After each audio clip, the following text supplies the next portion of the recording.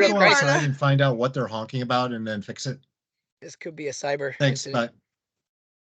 but no, it's a dump truck incident. Oh no.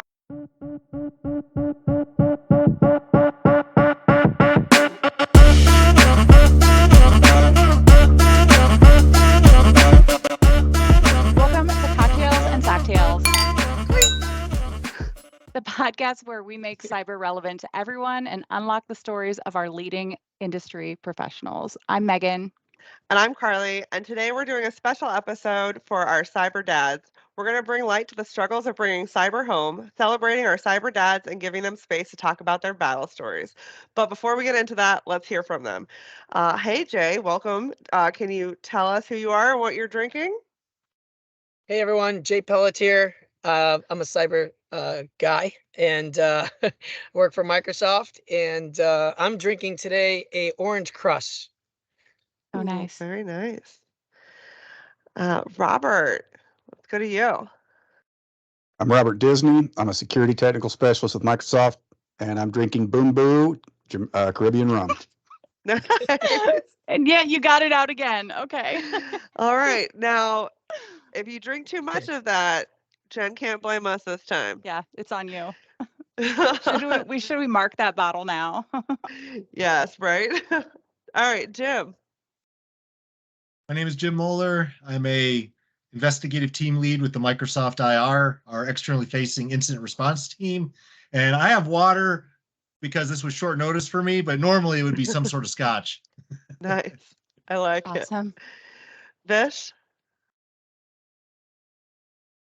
Well, I like to, I don't know who to thank first. I like to take the opportunity to thank the Academy for this award that I have on my cup. I'm just, you know, I don't know where to start if it's any of you, but I mean, I guess I could start with my wife. I'd like to thank her for her supporting me in this journey. And, you know I know I was the one selected for this Best Dad Ever award today, but you know, all of a great job as well. And I want to congratulate all of you for that. My name is Vishal. I work for Microsoft. Thank you for having me here again. And I am a dad. Awesome. And last but not least, Mr. Guzzi. Hey, good afternoon, or whatever it is, wherever you're listening to this. I'm drinking hot tea, some English breakfast. It just happens to represent, I don't know, a town that I'm a big fan of. But I work for Microsoft. I'm a cyber leader at Microsoft. So thanks for having me on. Fantastic. Well, I think that's good that we ended with you, because let's get into the hot tea of cyber at home. Oh, good transition. Yes. So thank you, Dennis, for that. All right. You guys have years of experience in this industry, years of experience as dads. Who has a story that they want to share about securing your kids at home? You know, Jim, I'm going to ask you first, because I know you said your oldest is 28 and the youngest, you know, goes down to like the preteens now. So you've had the phases of the internet and the phases of technology throughout your children's lifetime. So how was that? Oh, that's really interesting because I have 6 kids. And so once again, the oldest is 28 and it goes all the way down to 12, and they're spread out relatively evenly, no twinsies. But it really has traversed all the different phases of basically kids' interaction with the internet as we know it today, and then the transition over to mobile and devices and social media. So before, we just worried about where are they going on the internet, what web browsers or what websites are they going to look at? Are they appropriate? Are we worried about that? Can we limit their time on the internet? So that was, you know, the concerns with the older ones. But now the concerns have so much broader range where not only those same things, where are they going, what are they looking at, how long are they spending there, but then also the whole impact of social media, the potential emotional and psychological impact of social media, and what kinds of social media they're following, and what that's doing to them.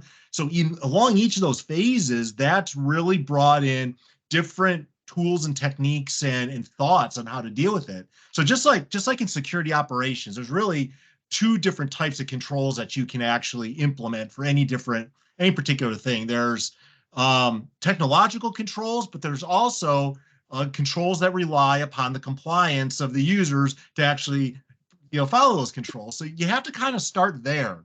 You have to start and lay the rules, the groundwork, have the conversations, establish what the parameters are, what the concerns are, have that open dialogue with them. And then you can start exploring as appropriate some technological controls. So my initial funny story is I've tried to put in, as a geek, put in actual network controls within my own network, like Pfsense and others that those that have done this have dealt with, and they're just kind of unsustainable. And so I started looking at third party. And once again, this is as a dad, not as a Microsoft employee. OpenDNS, when it came out, was a very easy content filtering thing to do. You sign up for it, you point your DNS to it from your router, and then all of the traffic within your house goes through there, and then it will, based on your parameters, track and block different things. It didn't really go down to the individual device level initially, but it was good enough just to see as somebody going somewhere I don't want them and I can block certain things. Well, very quickly, at that point, the kids were 12 years old, 13 years old, the oldest ones, and they very quickly are like, yeah, we're not having any of this. And they just hard coded their own DNS. Now, I didn't believe that my kids were technologically savvy at the time, but it took them probably a day or two before I noticed there was no traffic, appreciable traffic going through, and then I found out that they were, hard coding their DNS to Google DNS or Cloudflare or something like that. So that just shows you can't rely on the technology as your primary enforcer. You have to also have those conversations. Now, I do have some additional stories later on, but I think that's a good kickoff in that you have to really have that balance between those two things. And no matter how smart you think you are, your kids quite often are smarter. They have actually more resources, which is their peer groups that they go to, say, hey, I got this problem now. How did you get around it? And then they get to go around it. I'm not really sure how we follow that. Like your kids got your kids got your smirts. That's sure. Holy smokes. Dennis, how about you? So I actually have something similar. I have a child with autism, and in support of the different therapy and things that he does, we have multiple devices. We have Surfaces. We actually have iPads. And what my son figured out as we put on different controls on using family safety settings from Microsoft, for example, he would realize that he could use Bing because he loves watching videos. He has an eidetic memory, so he loves watching videos and he retains all of them. He realized that the Bing search app on his iPad allowed him to find different results than the Bing search app on his Surface because of some of the parental controls. So my son, who is going to turn 18 in July, figured out ways in which he could leverage both devices to watch different videos, and they're all, and he likes going to YouTube. But as anybody who's ever gone to YouTube probably has experienced, for example, you can type in various search terms and get very, very different results, up to and including a popular thing that people do now is they take cartoons, even, old cartoons like a Bugs Bunny or something like that, and they add their own voice track to it. So sometimes they're much less appropriate than the original voices and the characters that are beloved. So he enjoys sometimes the unique language and things that people would say compared to the traditional and intended things. So it was interesting going through the process of using and bringing the family safety settings across the multitude of devices. But interestingly, and it's not, I know, we're talking about Microsoft interestingly, but like for Microsoft, the family safety settings, I get a weekly report of all the things he's searching for. And you can go in and say, don't allow him to find results when he does that. And now the apps are all synced and it's much more harmonious. But initially it was it was amazing to watch my son go on that technology journey and figure out all the things he could do on one device or the other that, as soon as Apple made an update, I was able to lock certain things down and he would just go to the Surface and vice versa. So much in the same way, my son figured it out on his own, and a lot of it was just using Bing as a search engine to figure out how to get around the controls I put in place. Wow. And I remember, wasn't there like a Peppa the Pig big to do with what you were talking about with the whole Oh yeah, voiceover yeah, changeover? and Like yeah, that's one that it's I think I remember hearing about. yeah, and a lot of people will take other TV shows like Family Guy, for example, and there's an edited version of the talk track on Family Guy, and then unedited, and they would take something from an unedited from one TV series and put it over top the other, which included curse words and things. So it wouldn't be uncommon for me to see Peppa the Pig and Peter Griffin from Family Guy saying a curse out loud, and on a video. So it would seem innocuous, and in reality, it was quite unexpected in terms of the terms they were using. So Well, yeah. Peter Griffin says stuff dodgy just normally. I can imagine Yeah. what the enhanced Peter Griffin would say. Yes, exactly.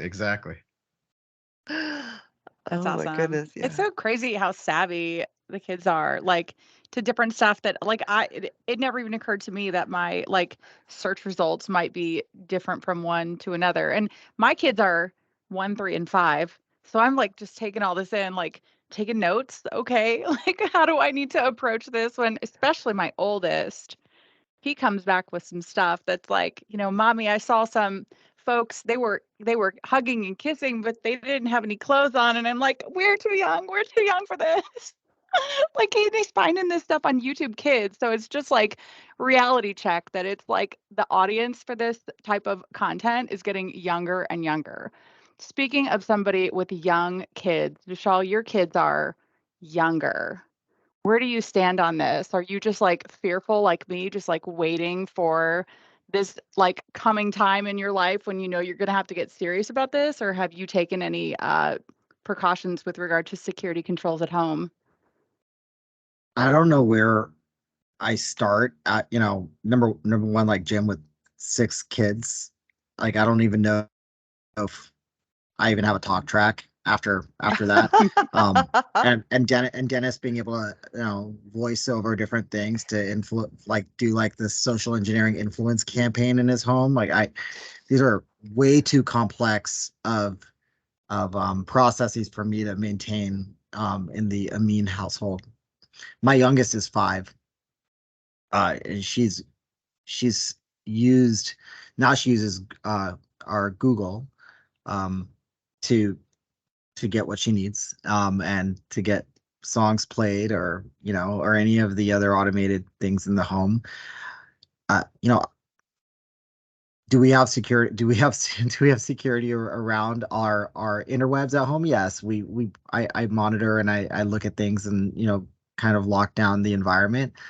But honestly, it's almost for me it's almost a set it and forget it piece. What I really am experiencing with the kids right now with the 5 all the way up to in the teens now is access control.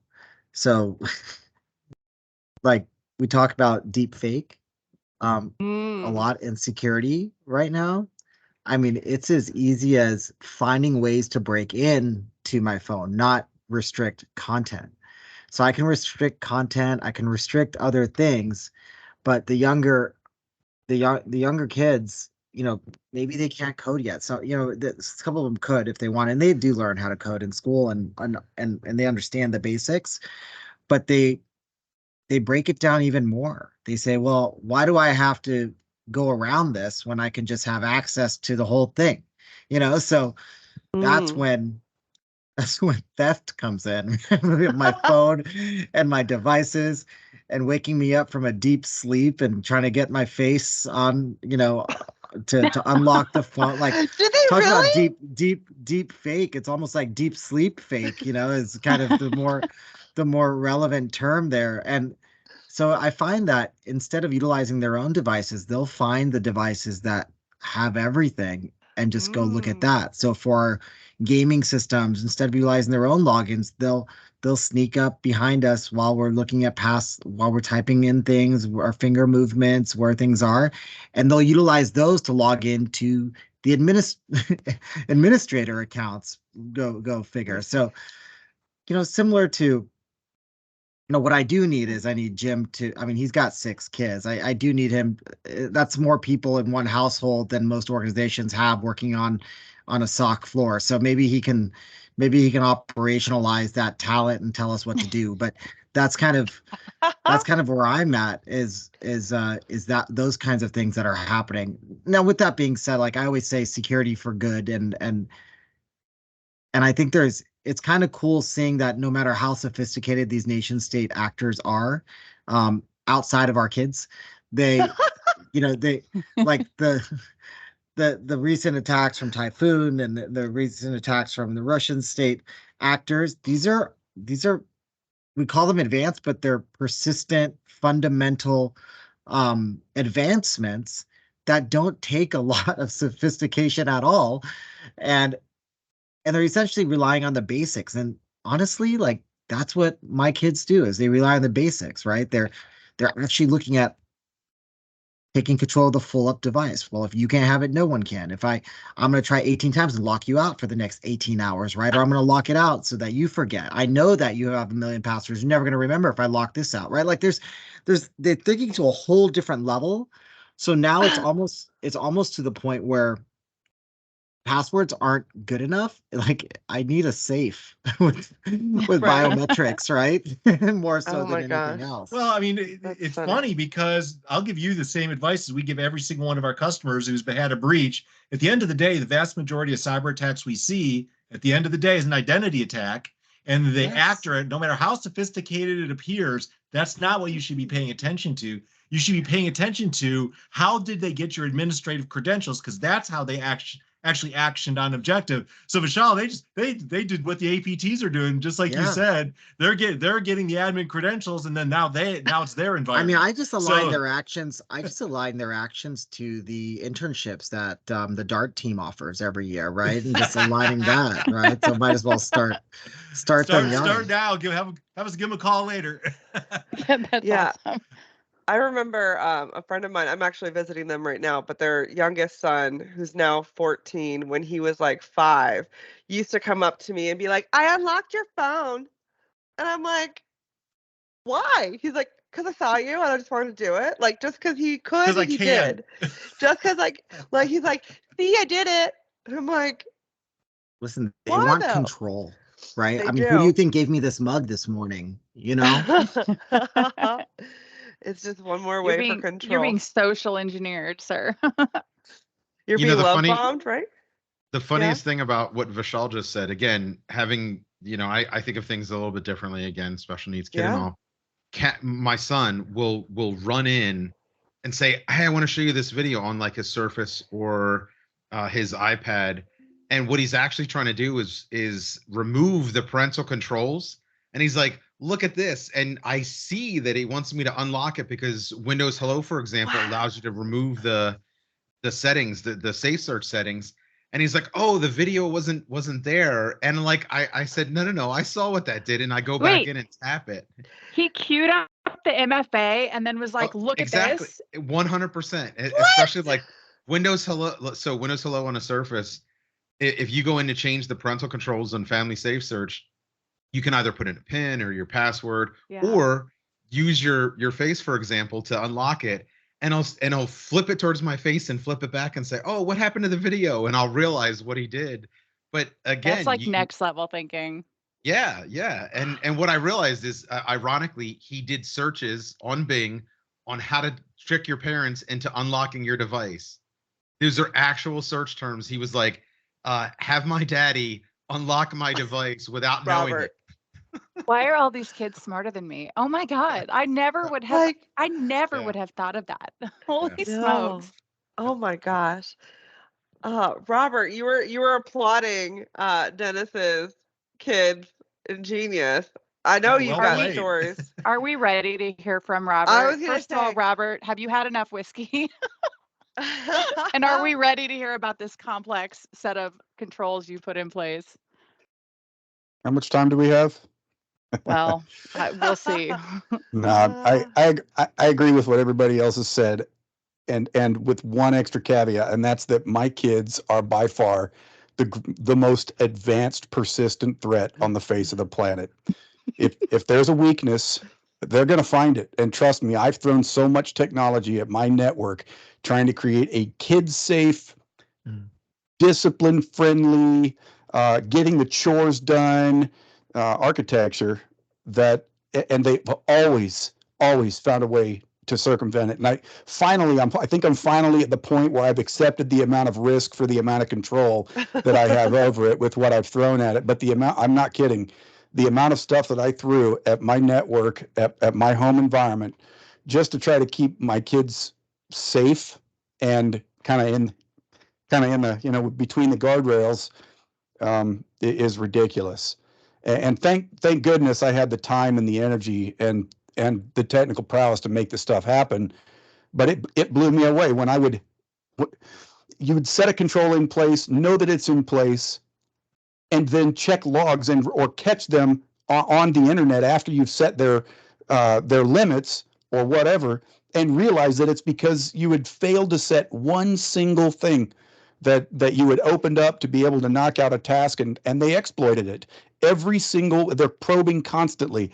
And I posted something one time on it about on Reddit about it, and ended up getting yelled at a lot. And somebody reported me to the moderators because they didn't like what I had to say about trying to keep my kids off of porn and social media and everything else that's out there at all hours of the night. So I use tech for three things. I was sitting here thinking about it. I use tech for three things, and one is for content control. So controlling what content they have access to. I use it for time control, for what kind of time access they have to devices. And I use it for application control, for specific applications. And that's usually for the case of individual instances where discipline is necessary, or where, and I say discipline, I mean it in the, I guess, literal, intent of it, in that I'm trying to correct behavior. So a quick story. So I was working for a company called Deliver Fund as an IT guy and doing some counter human trafficking work and some analyst work for them. And I'm working in counter human trafficking and in trying to stop bad people from doing really awful things to kids and to young adults. And I was shocked to find out that my daughter had been approached by a human trafficker online. She was on Snapchat, doing what all these kids do on Snapchat, taking all the selfies and pictures of themselves, posting whatever she wanted online, thinking that there was no repercussion because all of her friends were her friends. But of course, they don't just add their friends. They add their friends and their friends' friends and anybody that will send them a friend request. And unless you're savvy enough to know how to control some of that stuff, there's no protecting your kids online. There really isn't. If somebody wants to exploit that, the only way to keep your kids safe online is not to let them online. And my sister-in-law has an approach where her kids have dumb phones. They have flip phones, and that's her way of keeping them safe from predators online. And it's a method. On the other hand, you have giving your kid a smartphone and saying, how you stay away from those sites you're not supposed to be on. Okay, see how well that works for you. Go through their history. And if there's nothing there, it's because they figured out how to clean it. But keeping time controls. I have a Pfsense Firewall, like Jim was talking about, that I put schedules on. So their individual devices lose internet after a certain time at night. I don't want them on the phone all night and texting with their friends all night instead of going to bed or watching YouTube videos all night. So I turn it off. They don't have access to it. Application control. In a specific case of discipline, I caught my 17-year-old, I think he was 16-year-old at the time, making idiot videos of his brother doing dumb things, his younger brother, and he was going to send them out to his friends. So I got on his phone and I turned off his camera with parental controls. So he did not have access to a camera. He couldn't take a picture or get on FaceTime if his life depended on it.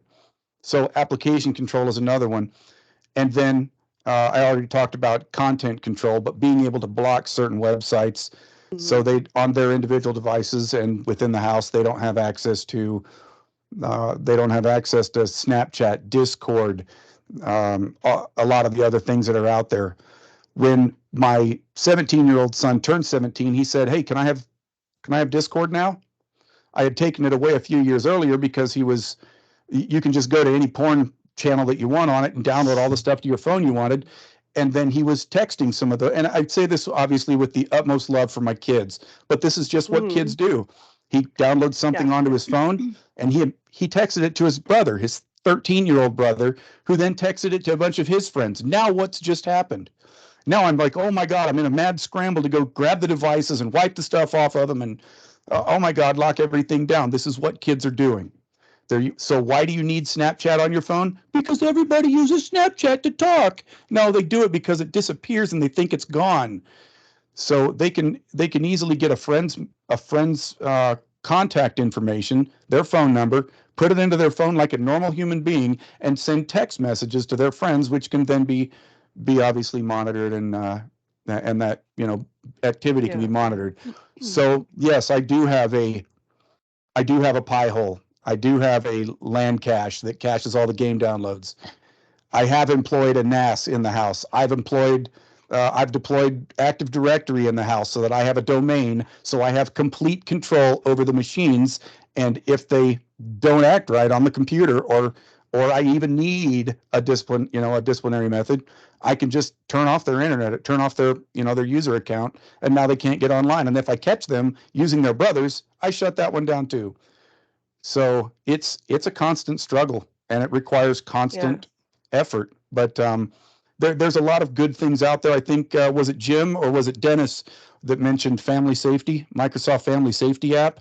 Outstanding for monitoring content filtering, web time, screen time, Xbox screen time, and then obviously if you're using iPhone, the screen time features and parental controls on the phones are also of great use. So, and Robert, you kind of hit on something there. This is the biggest change from the before times and now times, where before times you could do something at the network level, and that's going to catch everything that's on your environment. But now with the mobile devices, that's not enough, because when they're home, they'll be using the Wi-Fi, but then they also have the cellular side of it, which then of course obliterates all of your network control. So you've really got to take a layered approach to it. Yeah. And I think there's something like in a lot of like what's been talked about, like Jim, you hit on it, and like talking to your kids about what right looks like. Now, I mean, I am the only person on this call without children, but godmother and auntie to many. And being in this field, I'm always someone that people come and like talk to about it. But it's really like communication is the biggest thing, and setting up the people and the policy. Like the technology part can be easy, but it's the people and the policy part that is hard. And it's something that we talk about every day at work. And I think that's like a big thing with this, and teaching them the right thing, what right looks like online. Like you were saying, Robert, about your daughter, like, and even just anybody. I mean, Megan and I have talked about this. Like, I even like gatekeep like who I add to my LinkedIn, and she's like, "Oh, I just add everybody." I'm like, "No." I'm like, "I don't know you. I didn't meet you at a conference. Like, I don't know. You don't get access, even though it's like a public site for the most part. Like, you don't get access." But it's just having them be vigilant. You know what? Like, you raise a really good point. We're talking about administrative tactical controls. And we talk, like the teams that I work with, and even the folks that work with us every day, we talk about this daily. Dennis can probably share with you. It's just as much about teaching your children the importance of character. Carley, you know this, like Character? Of character, as it is teaching them the importance of technology, right? Anyone can learn how to code, and anyone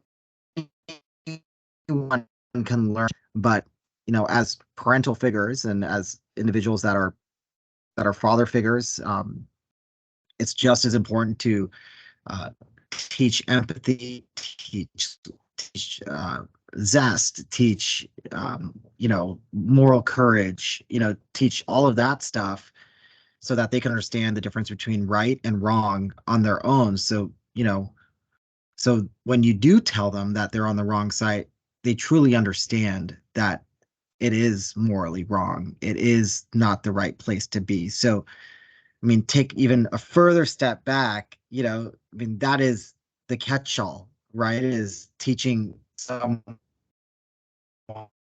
on those. So Awesome. we have not heard from Jay, and I know Jay has some Just stories. gonna say the same thing. It's And hilarious I wanna because hear 'em. the segue was, this is exactly what I was going to talk about. Know your audience. In cyber, you got to know your audience, know where you're going and what you're up against. Not every cyber control works for every kid. Not every kid works with cyber controls. Like, you got to really know your audience. And like you're saying, Vishal, exactly. The kids don't come with an instruction manual, right? So building that character from a young age, getting them to understand how to use technology properly and responsibly is part of our responsibility as an adult, and safely.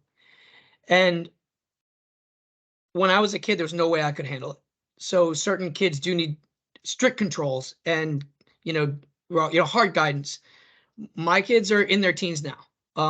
They were handed iPads when they were tiny. We didn't keep technology from them.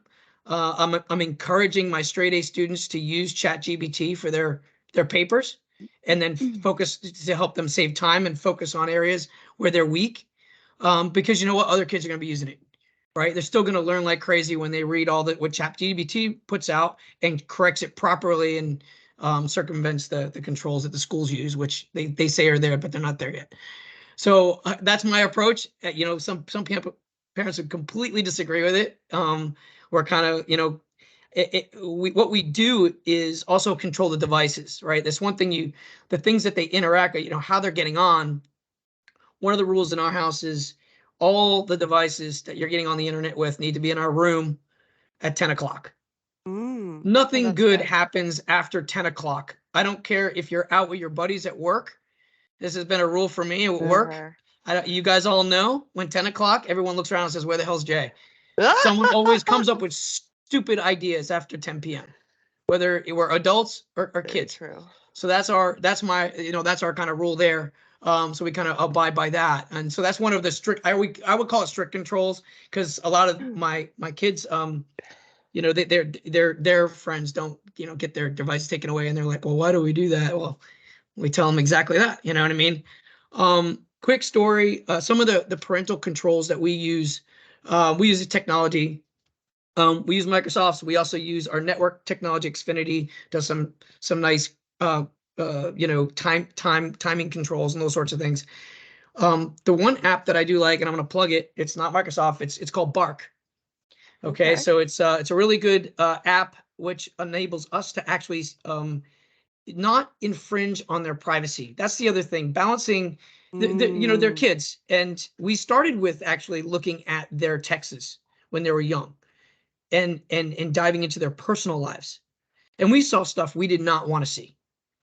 And so that, as a parent, it's hard, because you want to keep that bond and that connection and that trust. And that's what Vishal was hitting on. You develop your kids to have a good trust with you. They want to they need to depend on you for safety in all aspects throughout their entire lives.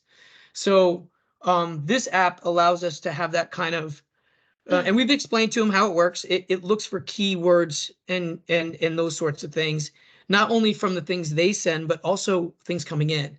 And the reason why we started using this app was because a friend of ours, the boy was my girl's age at the time. He was only 13, but the girl that he was communicating with was cutting herself at 13.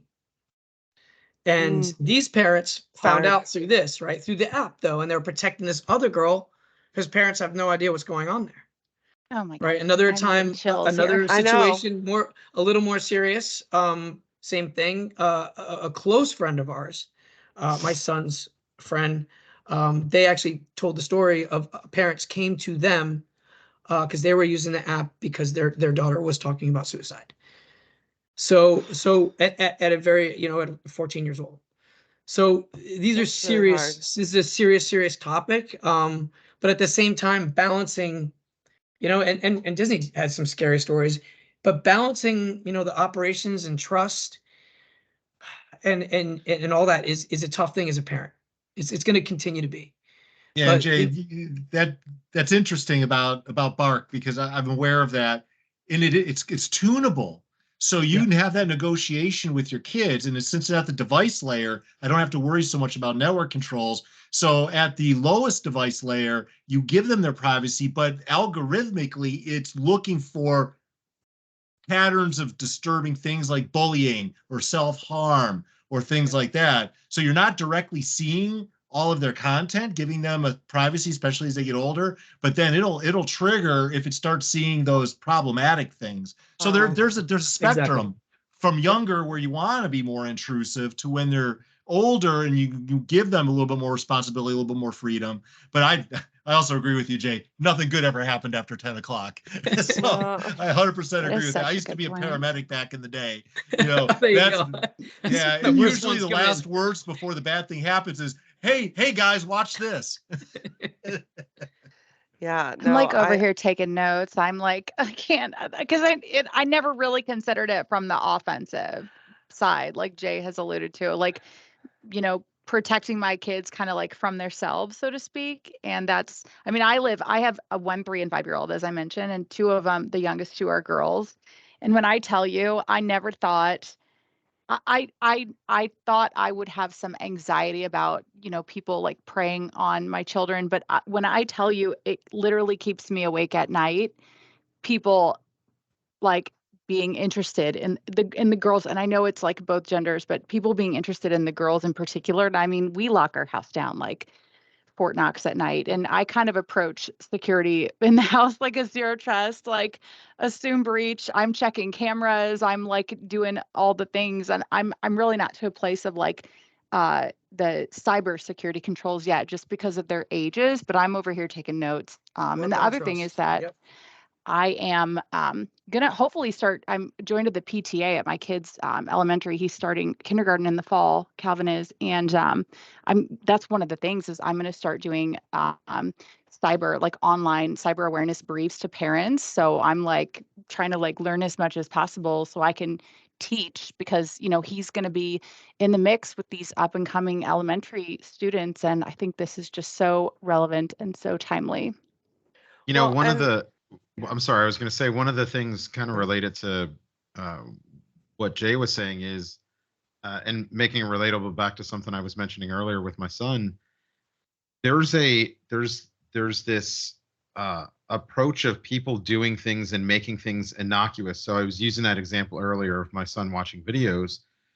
We found that he had found a series of videos where not only did they change the words, inside some of the cartoons, they were prescribing self-harm, self-injury, self-doubt. So he was watching a series of videos, again, Peppa the Pig was one of them, where they were quite literally saying, you should go and see if mommy and daddy have a gun, and we'll show you how to use it, and different things. So you're seeing the cartoon on the screen. So if your child's across the room and you happen to like walk by the room and I see Peppa the Pig, you see the cartoon. And really what happened is I have a daughter as well, and my daughter is amazing with my son. And she happened to be home from college and walked by his room and heard somebody saying, what's really fun is going and finding a knife and seeing how the knife feels when it goes into your knees and stuff like that. And of course, she came and got us right away. And I was trying to figure out how to get past the filters. And it's because they overwrite the closed captioning so that it doesn't say the thing that they're saying. They upload a custom closed captioning. So these are people who they truly are trying to do things, and I'm assuming they think it's funny. I don't know what their intent is. I don't want to assume their intent other than something bad.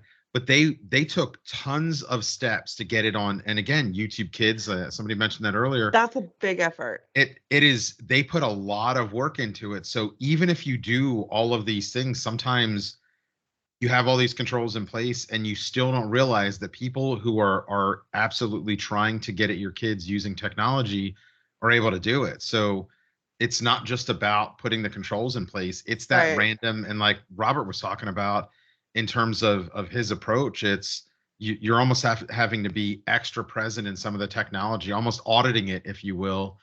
Thinking of my compliance hat almost, but auditing their usage to find that stuff, because I would have never known otherwise that would have been happening had my daughter not walked by and heard the video saying that, and I was able to find it, play it, and it's horrifying, some of the things they were saying to do in there.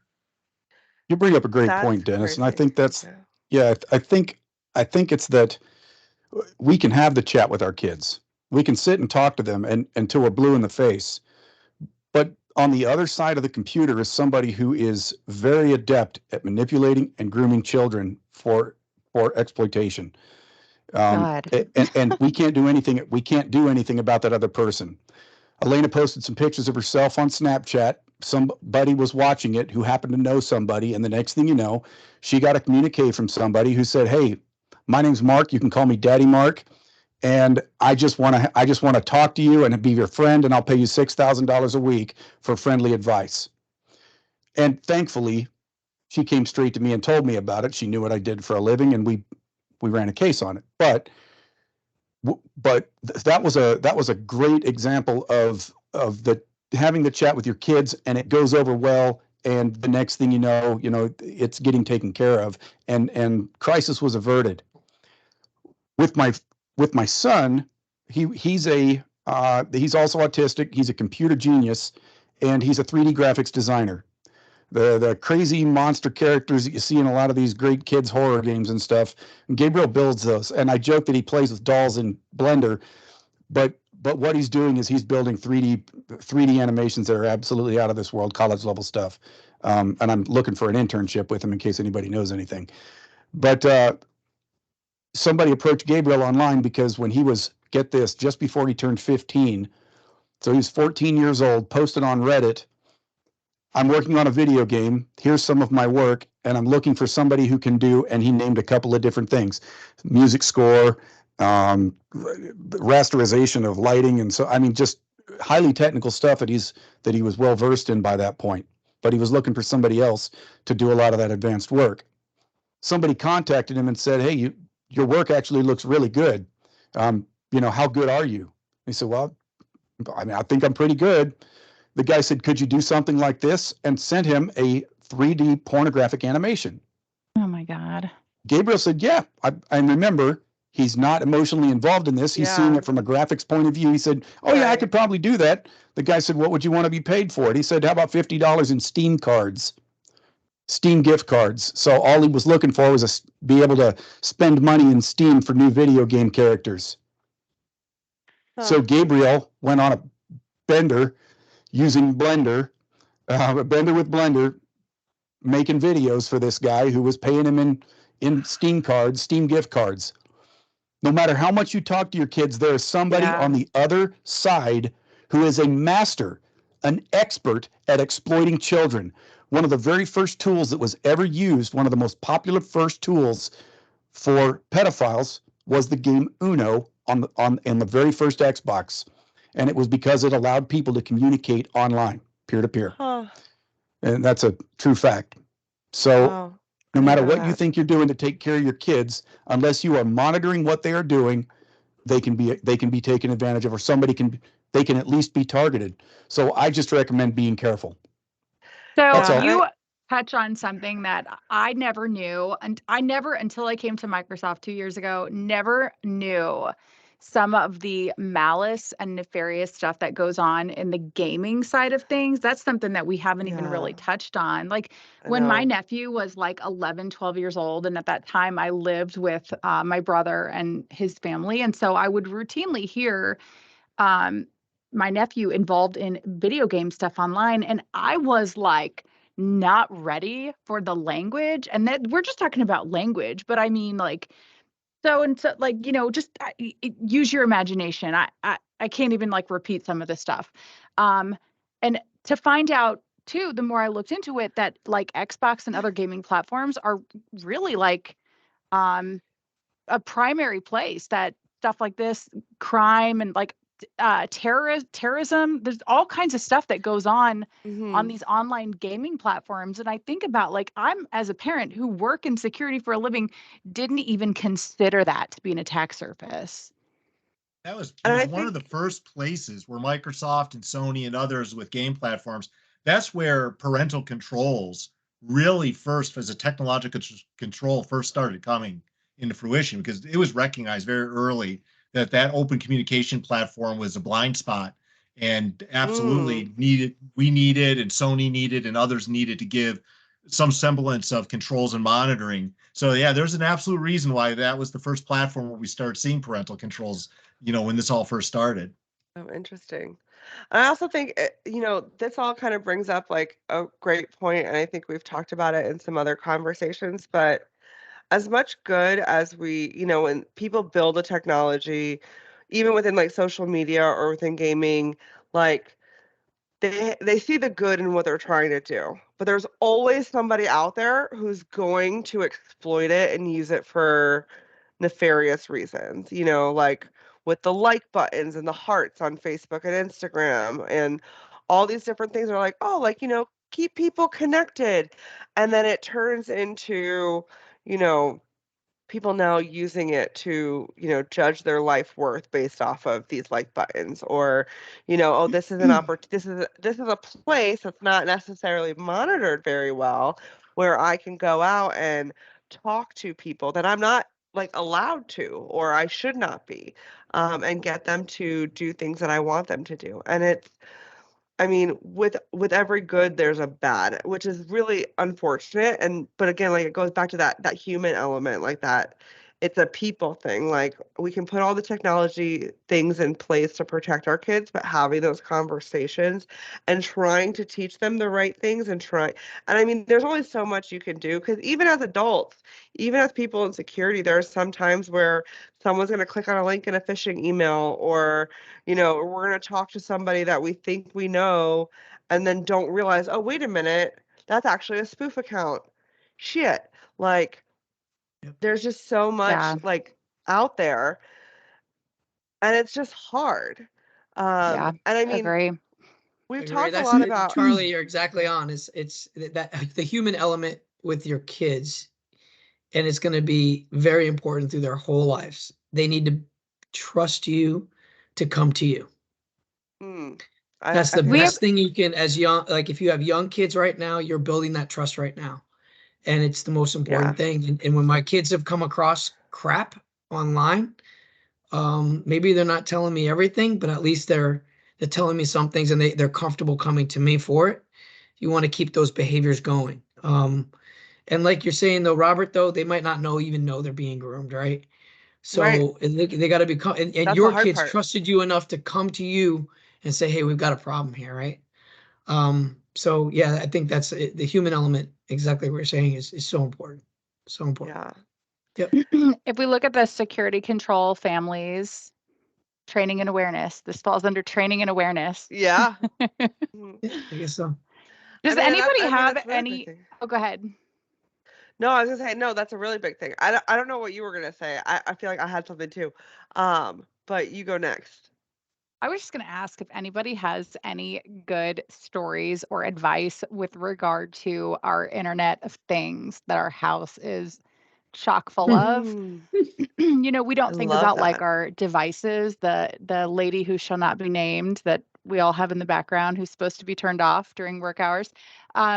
But my kids are old enough and savvy enough to be like, Alexa, like play whatever. And Yeah. normally it's like play, the Barbie song or like whatever they're into. But a couple of times I have caught them um, requesting like rap songs because one of their teachers at school, they play a lot of music and sometimes the rap songs will come into rotation and they love to dance, but then like they'll cue it up on Alexa and it'll be like the completely explicit version because they don't know to like ask for the difference. And then they're Right. coming to me asking like, what's up, what's back that whatever up. And I'm like, where are you like, But when my You're kids were too your age, young they for used to, this. when my kids were your kids' age, they used to call it the exquisite version because they Oh. they mispronounce it explicit. Exquisite. So yeah, we had to watch Oh, out I for those love exquisite that. versions. We didn't want to play any exquisite versions. I think Yeah, I don't have anything to say about that How side of it, but I will say Pepper. when I used to do some, the Pfsense, and Robert can probably, sympathize with me on this. There are so many devices now in the home network, figuring out whose devices is whose. Yeah. So that's where I Yeah. struggle with the Internet of Things is like, okay, is this somebody's phone? Is this the Alexa? Is this the dang thermostat? To make sure that when I'm applying controls, it's actually to the right thing. That's kind of where I struggle with it. I haven't even put the thought into them using it as a circumventing control, because honestly, my kids, they hate all that stuff. So for whatever reason. So I don't have that problem, but I don't have an answer how to control it either. You're talking about the home network. I mean, you can't stop there. It's in the car, it's in the home, it's in the grocery store. Like our kids' friends are wearing 3 IoT devices, let alone our kids having anything. What you think, Robert was onto something earlier. What you think you can control, you really can't control. And there's always going to be a pathway to that. Like, I mean, I could easily say, Megan, maybe you shouldn't have so much explicit music on your playlist and access to your Alexa, right? Like, block those off, right? Like, what? You're right. What are you guys listening to? But I know we're kind of later on the podcast. So I wanted to plug one thing before I forgot it. If there was a call to action to anyone listening, one of the biggest gaps that I see in empowering our kids is, and when like the dad mind comes out, is not so much reprimanding or teaching the kids, but like focus on the hubs where the kids have the most access to productivity, where they're being empowered the most, where they're learning the most, and find ways to empower those organizations. I mean, one of the biggest I've had in the last 5 years is getting cyber awareness curriculum, that type of stuff, added to public education forums and even private education forums, which means schools. So volunteer your time there, make yourself known as a cyber defender and a warrior within the school systems where your kids spend majority of their time, and start that, right? And I think all of us are passionate enough to have a superpower to at least have the conversation and the importance, because now, even if that's talking about cyberbullying, or even if that's talking about cyber etiquette, organizations like ours, like Microsoft, others like Google, we all have a vested interest in these educational institutes, whether it's Surface devices, whether it's email, whether it's cloud solutions, whether it's hosting applications. We all know a little bit about it. Let's all go in and lean in and invest a little time there. And I think that's my ask to anyone that's trying to empower their kids to learn more. But I thought I'd plug that in. No, I actually think that's a really great segue, because one thing that I wanted to ask before, when Megan and I were competing, was, we're all in the cyber field. We all have like a little bit, y'all have an extra knowledge of things that you can do from home networks and firewalls, X, Y, and Z. You mentioned Bark app, which, totally good to plug, because what's something that the everyday person who doesn't necessarily have this IT background, like what are some tips and tricks that they can do, When I do seminars, I've done several seminars with Boy Scouts, as well as starting to work with Civilian Air Patrol as well. And so I have a lot of access to the younger generation in our town, at least, as well. My wife does a lot of school visits and those sorts of things. And where I always start is sharing, oversharing. That's what I always start with, because that's where what Robert described is where things start, because when you're oversharing, that's where you get targeted. And so I actually gone so far as to go around my town, and I took pictures of the backs of people's cars, people tell their whole life story on the back of their darn Oh, car. that Yeah. is such a good Right? Oh, point. the bumper And stickers? so some of my examples, and I didn't call people out, and I didn't show the whole vehicle or the license plate, but it's a very good example of just people just tell their whole story of how many kids they have, what schools they're going Yeah. to, and what they had take pride in, what political stance they are, or whatever it might be. We do that online tenfold, right? That is so true. So just making sure that they really understand the sensitivity of that and are cognizant about what they share. And that's always like, I think it's almost like an everyday conversation in our household. Yeah. Because my kids are telling me like, they're starting to see stuff that what people are sharing, and they call me out like, hey, these kids are sharing XYZ. I'm like, Oh, wow. you're not right. Nope. Right. So it's good to have that protection. I think that's the first thing. But when you do speak, like Vishal's saying, to teams or the younger generation, you do really got to break it up into sound bites, right? And to, you know what I mean? Like, because it's such a broad topic as well. So that's my Yeah. other recommendation in terms of that. But anyhow.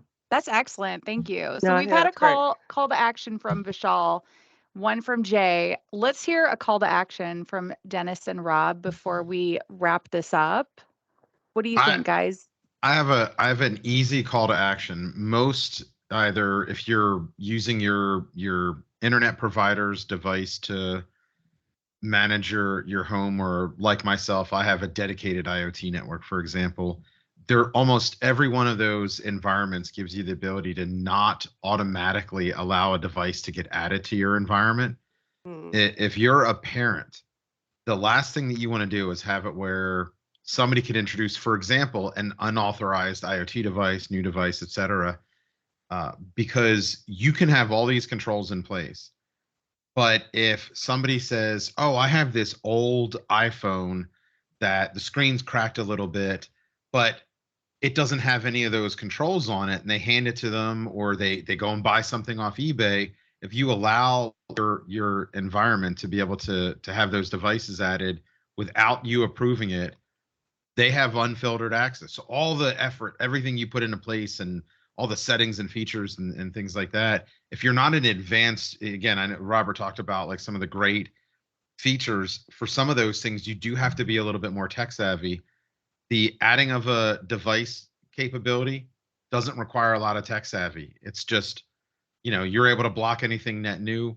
Absolutely, by far, turn that setting on and have it where nobody can add those net new devices, because that's one of the easiest ways that people are bypassing that. My daughter, when she was a little younger, we had it where like an iPad we have for my son, it kind of broke, like the screen had like a line over it.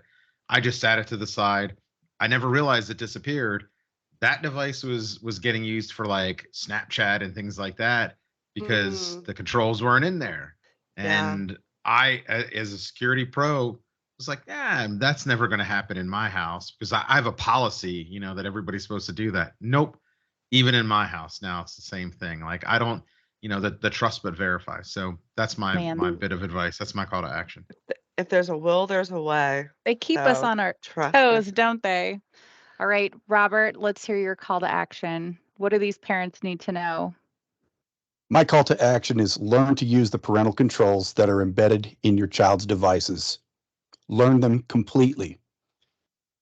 Parents are well versed in the discipline of their kids and in the providing for the safety and boundaries of their children. But the first iPhone came out in 2007. That was 16 years ago. That means the vast majority of parents today grew up without devices. And anybody under the age of 16 now has never known a world without smartphones. So there's a huge gender gap in the security of these devices. This gives you the ability to look up any amount of information. It gives you the ability to monitor what your children are doing, where they are, what their health is. It gives them the ability to take pictures and to record the aspects of their life. It brings so much potential for good into their life.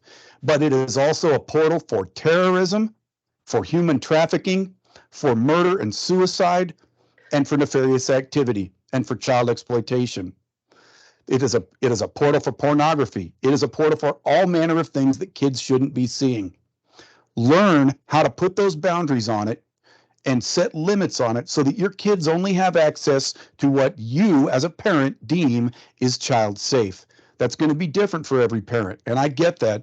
These devices have the parental controls embedded in them to be able to give you the ability as a parent to limit what your child does with this device. Learn to use its capabilities and secure the individual devices that your children use on a regular basis. That's my call to action. That's excellent. And I am going to give you a moment to plug. This will be the last thing, and then we're going to wrap up. But I want you to plug Deliver Fund. Tell us about the important work that you're doing with this program. Absolutely. So Deliver Fund is a 501c3 nonprofit that is involved in counter human trafficking. So there's a bunch of people out there that are human trafficking. They're conducting human trafficking right under our noses. You wouldn't even believe it in most cases. You think that it's happening in back alleys, and it's not. It's happening on phones, and it's happening out in the open, hidden in plain sight. Deliver Fund is committed to employing technology.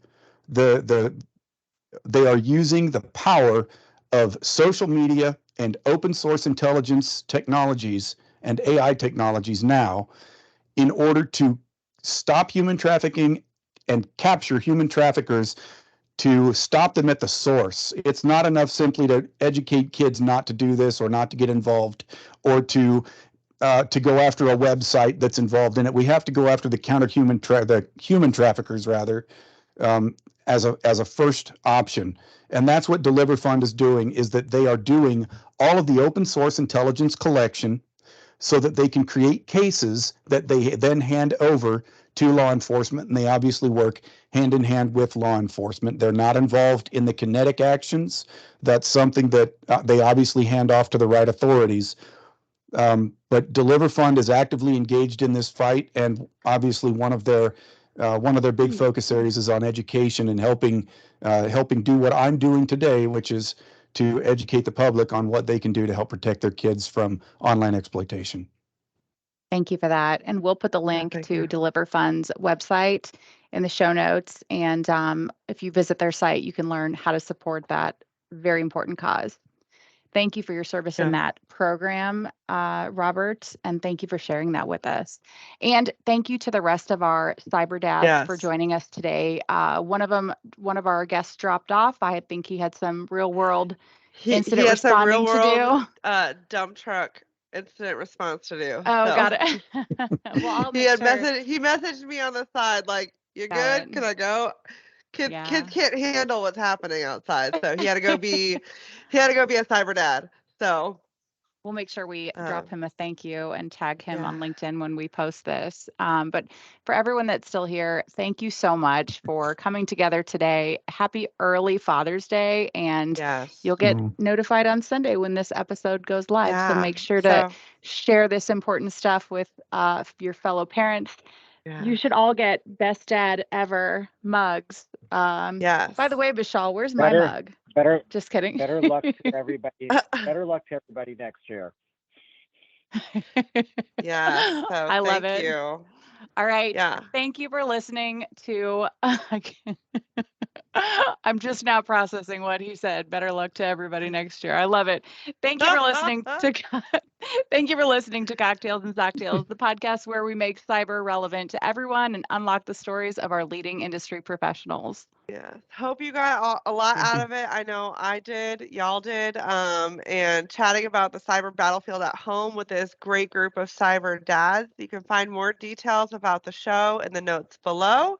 You can find Megan and I here almost every Wednesday at Cocktails and Socktails on YouTube. So make sure to subscribe to the channel, like the